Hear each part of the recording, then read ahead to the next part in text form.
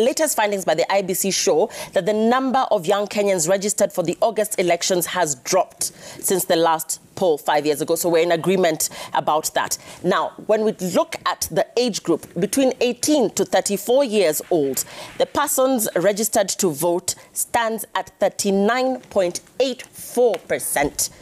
And that is a decline of 5.27% against 2017.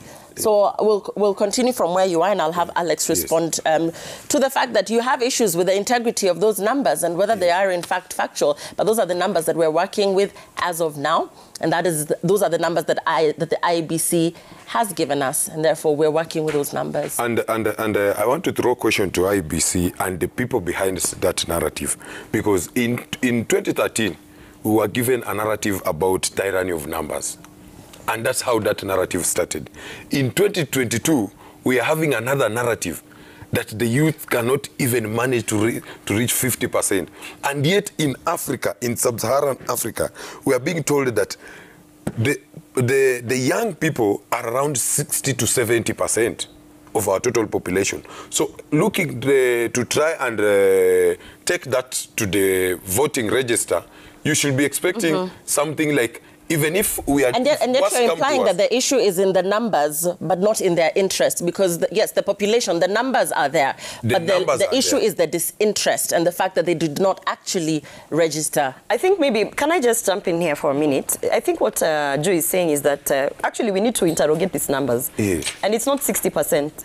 According to the last census, it's 75%. The youth form 75% of the population of this country. So when IEBC comes and says that we have only 39.8% registered as youth, then of course for sure they are also saying there's a decline in the number of registered youth voters. But what we need to interrogate is from the percentages. I think that we need to interrogate.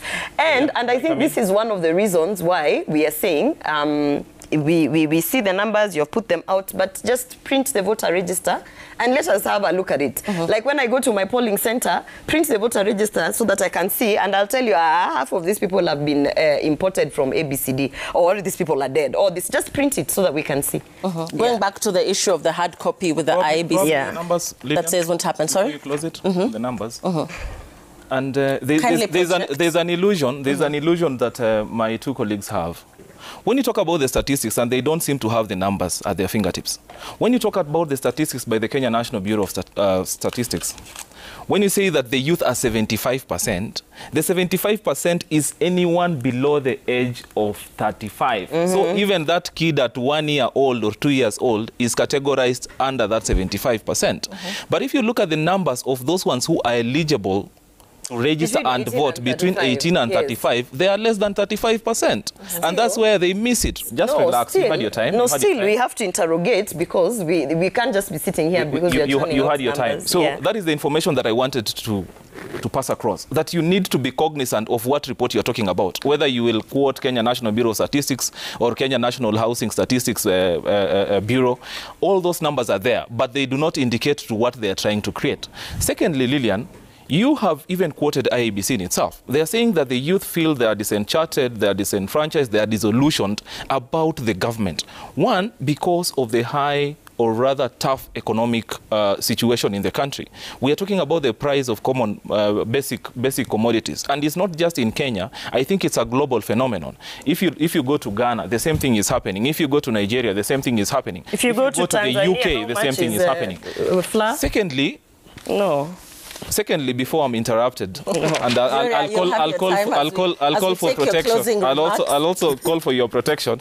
Is that the second issue that the young people are raising? That is because of corruption. And you know the poster boy of corruption in Kenyan government. I don't even need to belabor the point. I'll leave it at that. So if corruption is impacting young people, they are saying that if that money that was meant to come and fund a TVET so that it can have equipment for me to get skills, and once I have the skills I can be employable, that money is siphoned by an individual, then I'm not going to stand up and vote. If that money that is supposed to ensure that I have, say, productive health at my proximity, probably in my village or in my county or in my ward, and that money ends up in the pocket of a politician, there is no motivation for me to wake up and vote.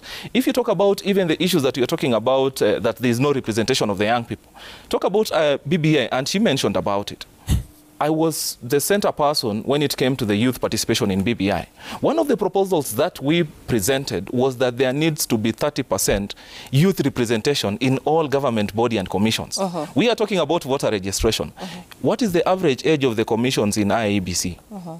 Will you take a proposal, my friend Joseph, about, you know, doing civic education in TikTok and present it before Chebukati, and you expect Chebukati to understand that? And those are some of the reasons that we you might be surprised. He might actually understand that.